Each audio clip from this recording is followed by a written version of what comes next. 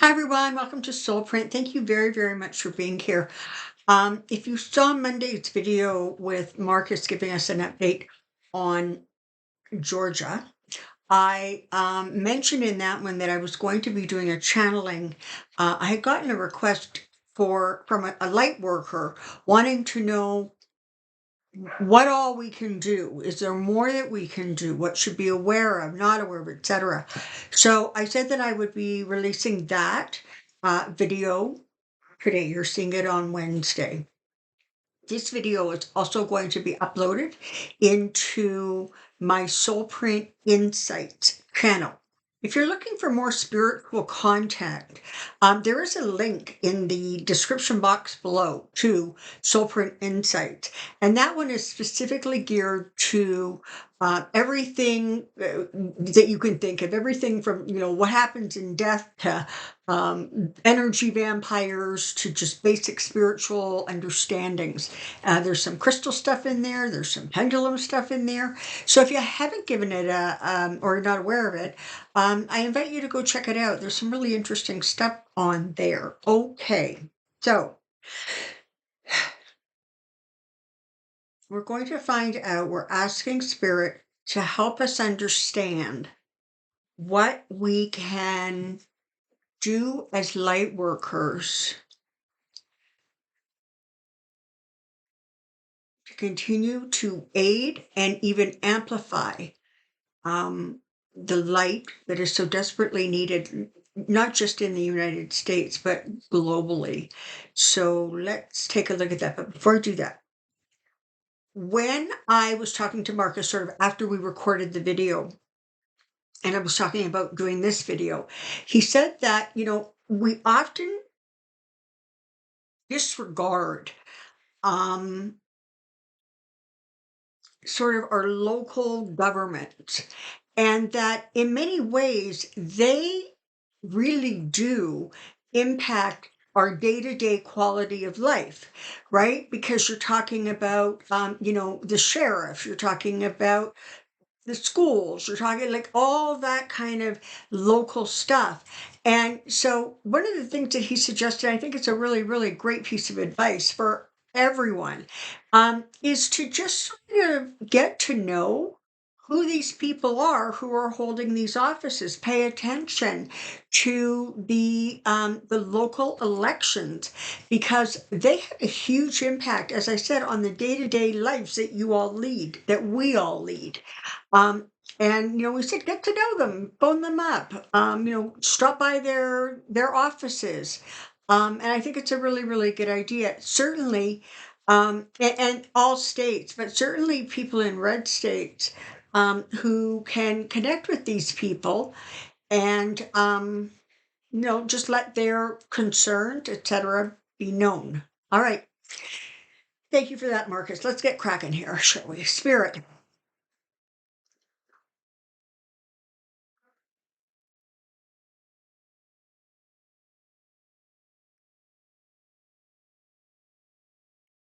It is absolutely true that the numbers of spiritual light workers on the planet now exceeds any previous time in your history.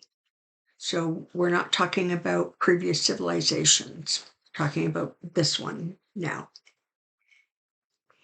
And part of the reason that there's so many light workers that have have incarnated onto the planet at this time is because there has been a sort of a ramping up of energy that falls into the lower vibration. It it is the energy of dominance, of fear, of anger, control, and greed. And so it was decided, like 80 years ago, 90 years ago, that there needed to slowly but surely be an influx of people who could harness their spiritual light and amplify it. Some of the challenges have been that negative energy seems to multiply and amplify much faster than positive energy. And that, in many ways, simply has to do with the volume. You know, as you know, energy creates more of its own energy, it's attracted to itself. So, anger or fear or greed ramp up, they become amplified and bigger. And what you have is people who now in many parts of the world are leading their countries with a combination of terror, anger, hate, war, fear, and control. And so when you have not only like whole countries, but very dominant sort of supreme leaders, um, it there's so much of that energy that light workers are really having to work in sort of overtime to continue to counterbalance that energy. So let's just stop for a second and think about what activities we can engage in as light workers that will continue to create an amplification of the positive energy. So the first one, honestly, that comes to mind is something as simple as volunteering. And we're aware that there's a lot of people who physically, emotionally, whatever, are not able to, sort of go out and work at a food bank or volunteer at the local school, or, visit people in hospitals. But for those who can, it's certainly something to consider because why?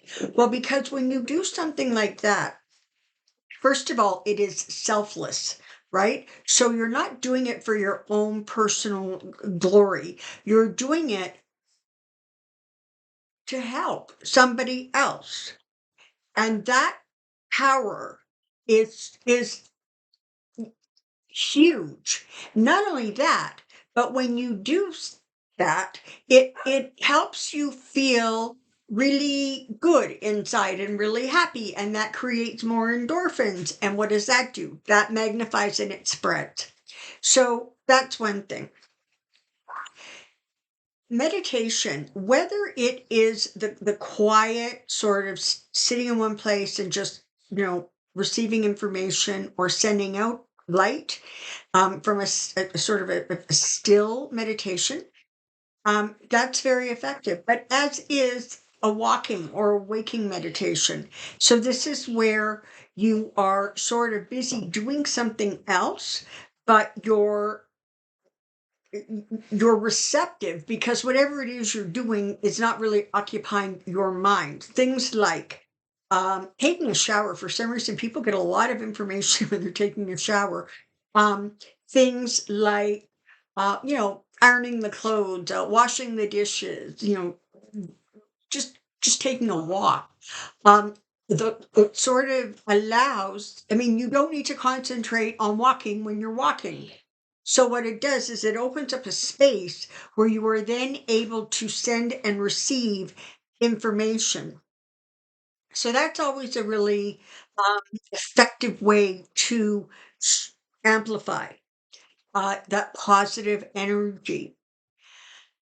Another one that is very, very effective is sending energy out to either specific people or situations. Now, a lot of people do this with prayer, and that's an excellent way to do it. But simply holding a thought also can create that same sort of profound and powerful energy. Um,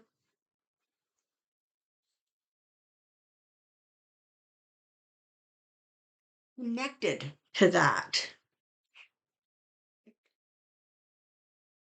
sending out energy in some ways to strangers can be very, very helpful. For example, if you see an ambulance or a police car passing by, send light that they be surrounded in protection and safety. If you see, you know, somebody at a bus stop, somebody in the mall, whatever it is, smile. You'll be surprised at how many people smile back. Sometimes, for some people, that's the only smile they're going to have all day long. And so that has huge impact on their own energy. And of course, it creates that sort of amplification, if you will, of your own endorphins. And that's the thing, right? When you are a light worker, it's really challenging to sort of keep that energy high and positive. And listen, nobody can do it 24 hours a day, 7 days a week. It doesn't work that way. You will drain and exhaust yourself. So you are better off to either literally do it in 5 or 10 minute increments 3 or 4 times a day. If you're going to do something, focused, like sending energy or prayers, etc. um, and sort of an equal, if not more, amount of time needs to be spent on replenishing and recharging yourself. Listen, things that make you happy, things that lift your spirit, whether it's dancing around your living room or watching, something on TV that makes you laugh. It's important that you feed your own energy, because that is in part how you are able to keep on doing the work. Now, the other area that we want to talk about is the earth itself, because it absorbs all of that lower vibrational energy. And energetically, if you look at the earth, what you see is almost like flares or staticky energy that surrounds your planet.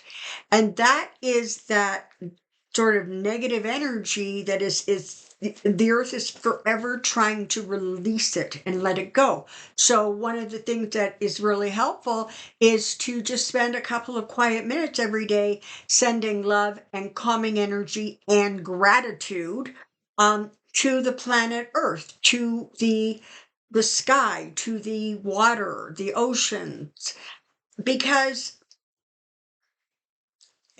no matter who you are or what you are, this is it. This is your home in this lifetime.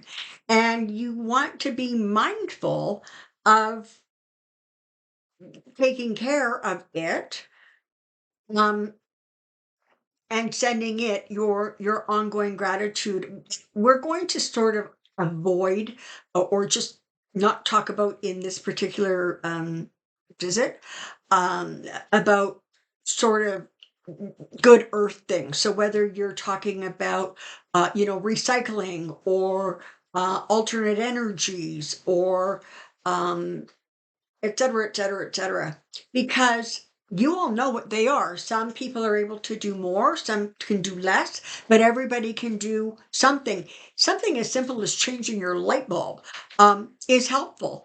So again, look in your world and see where you can make perhaps little changes that ultimately support the greater good of the planet, and will help to um, balance some of that fearful energy. Certainly politically, there is good reason these days that fear is running rampant.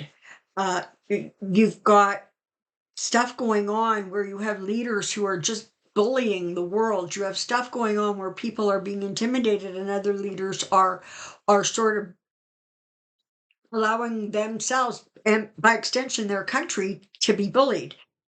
You have you have leaders who can only think of their own legacy, and they are creating war simply so that they have marked their place in history. The unfortunate thing is they do not realize that as time moves forward, they are going to find that they are on the wrong side of history. Because one way or another, this planet's energy is expanding. That's where you get into the fourth and fifth dimensions. It's not it- the shift happens internally. It is about the way you perceive things. It's about the way you react to things. And so that's why, even though we're making this shift, there are still so many people in 3D because they're not able to, they're not willing to, they're not aware of. But one way or another, the planet's energy is improving and increasing and moving to a more inclusive and sort of nurturing and caring energy. And those that persist in staying in that lower vibrational energy, slowly but surely, are exiting the planet.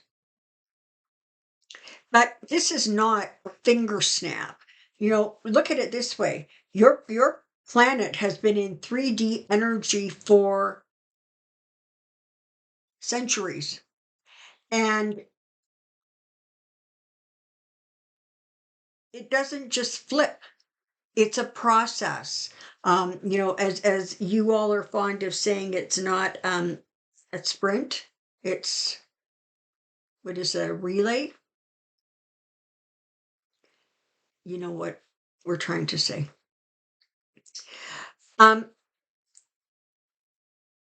But internally for yourself, you can speed up that expanded energy by understanding that everything you do, everything you think, creates the world as you know it and experience it.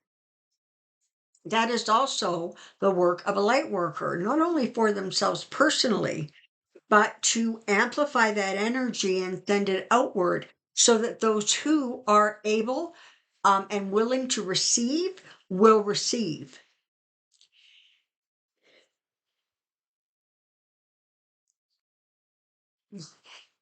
Being a light worker is not a full time job, it is a state of mind, it is a state of willingness to share your positive energy, your love, your compassion, your lack of, you know, bigotry and all of the other, frankly, horrible lower vibrations that are permeating your planet right now. And so it is about holding your own energy and yet still being able to release it out.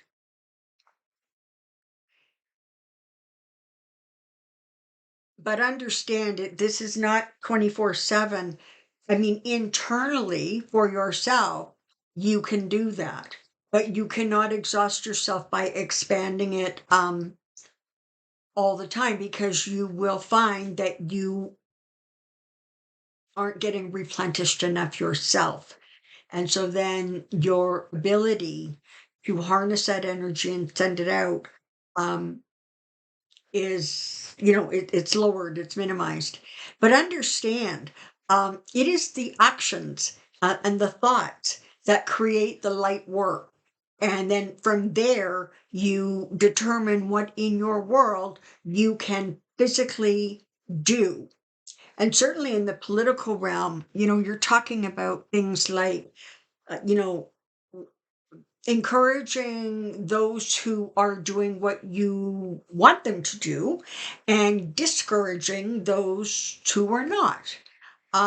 It is about becoming aware and active within the political realms. Whether your country is um, a, a democratic republic or not, it is important that you be mindful that there is need elsewhere.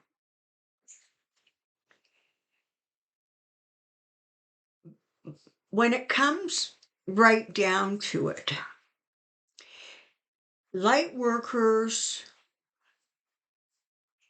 are about energy, thought, and action, because that creates the flow, right? The flow that is able to nurture you, surround you, and then radiate outward.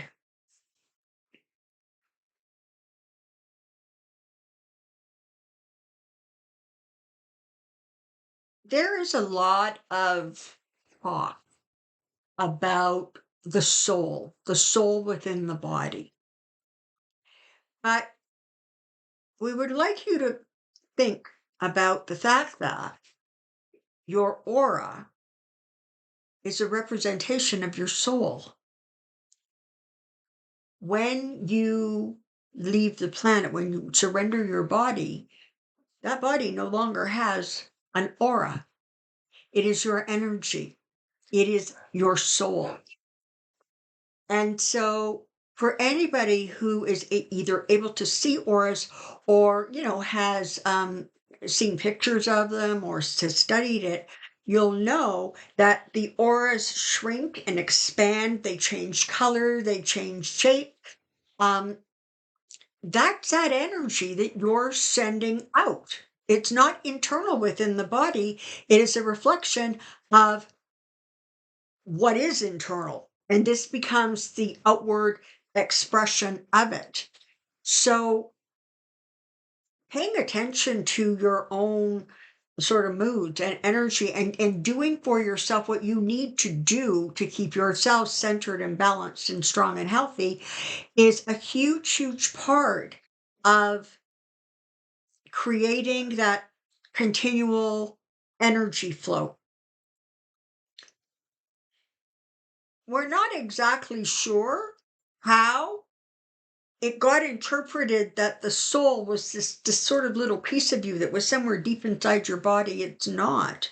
It is that outward reflection of who you are internally.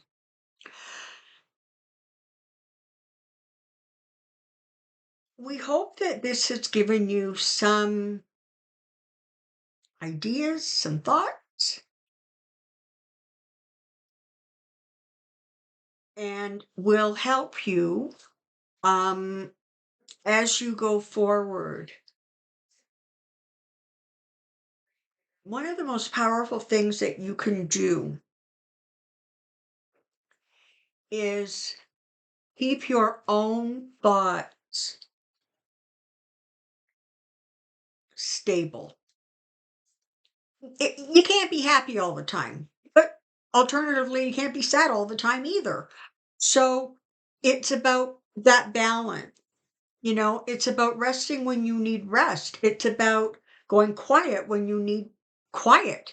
It is about nurturing the body, and giving the body what it needs in order to function in an optimum way.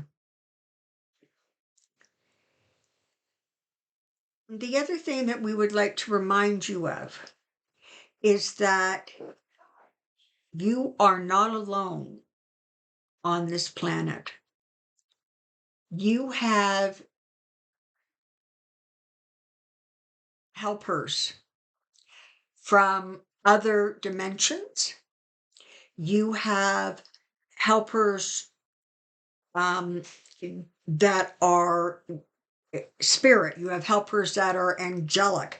You have helpers that you would call aliens, but they're not aliens for goodness sakes. They're just simply coming from another direction. You know, when somebody from, well, usually, hopefully, when somebody from another country comes to your country, you don't think of them as an alien. Um, Except maybe some old white people in the States, but we're not going there. Um, so understand you have all kinds of help. And the really magical thing is that it's so easy to simply ask for help. And it's one of the things that light workers honestly, by and large, forget to do. Um, Ask for the help you need so that you can continue your endeavors, continue your work, and know that every it, it's it's like the ocean, right? Every drop that goes into the ocean creates the ocean, right? Every drop of water. And it's the same thing. Every positive thought, every positive action, every um, positive speech, it all creates, it all s- connects with all the other positive energy that's around. And in that way, things can and will rise. You are in a particularly dark time of your planet's history. You've gone through these cycles before, but in this cycle, the hope and the intention is that you will be able to elevate um, enough people into that fourth dimension so that it becomes stronger and more powerful than people who are still stuck in the third dimension. Um, Hopefully, this is helpful to you.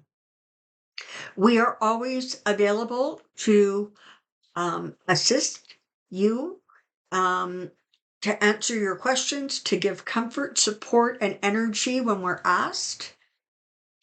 We cannot intrude in your lives. You have to ask for help. And then we're right there, more than willing to do everything we can do to assist you.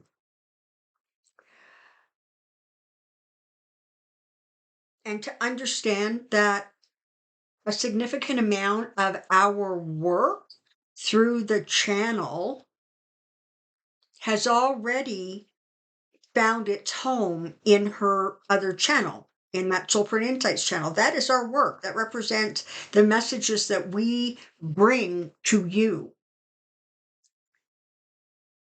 Thank you for this opportunity to share our insights, our thoughts, and our guidance with you. We are grateful.